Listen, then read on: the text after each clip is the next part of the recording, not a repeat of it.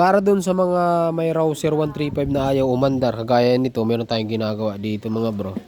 So basic troubleshooting lang muna tayo. So bali pinalitan ito ng bagong battery, bagong spark plug. Ayan, pansin nyo, bagong spark plug po yan. So ganito lang gawin nyo, kuha kayo ng test light. So clip nyo dito sa negative. So test lightin nyo yung battery, mayroon. Okay, so ibig sabihin buo yung ating battery.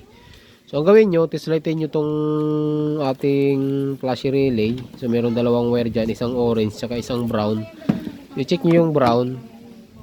So dapat pag sinusin nyo, mayroon yan mga bro. Ayan o, pag sinusin nyo, yan mayroon. Kita nyo wala.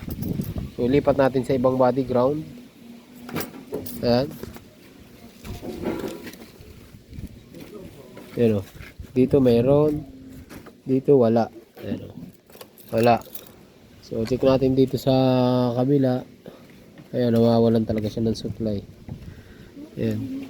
So pero magtataka kayo mga bro, bakit mayroon dito yung voltmeter. Ayan o. Tapos itong CDI, bali ang main supply ng CDI, itong dalawa sa ignition coil yan. Ito sa TPS natin yan. Itong kabilang side. Tapos bali ang pinaka-supply dito mga bro, ito lang talaga. Itong nasa gitna, ito kahit bunutin yung pula, aandar pa rin yan. Itong kabila, pag binunot nyo, hindi aandar yan kasi supply dito yan sa coil. Tag-isa, ito yan o. Ang pinaka main supply nito, itong brown na to, na parang brown na may stripe na ano ba yan? Pula. Yan ang pinaka main yan. Wala o. So pag wala yan, wala talaga. Hindi talaga aandar yan. Ayan o, wala. Baka na-grounded to bro. Possible bro, tipan natin yan. Yan. Kaya ayaw niya umandar. Ayan. Kasi tumatama siya dito. So, ngayon mga bro, i-rewiring nga natin ito ng konti muna. Madali lang yan. Ang gagawin lang natin dito mga bro, lagyan natin ito ng wire. Kagaya nito. Parang may wire tayo dito ikakabit. Ito. Susian mga bro. Try mo susian kung meron to. Yan, meron. Diba? Meron. Okay, meron. So, kabit natin dito. Eh bro, try mo nga pandarin bro. Okay, try mo nga sipain.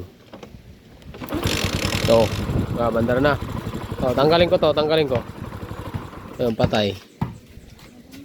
So, ano so, i-wiring natin ng konti. Ano, magulo na kasi ito mga bro eh. So, ayusin natin to. Tsaka ang galing dito ng naisipan ni bro, ayan oh, ito yung capacitor niya. Di ba? Normally, mayroong capacitor to. So, DIY lang yan. Ang value ng capacitor niyan, ang stock ng Rouser, ano yan? 700 microfarad, 25 volts. Ito 47 tsaka 25 volts. Okay to, pasok pa rin siya. Mas maganda pa nga, mas nilakihan, mas magiging stable ang supply niya. Yan mga bro, so i-rewiring natin yan mamaya, balikan ko kayo. Ayusin lang muna natin.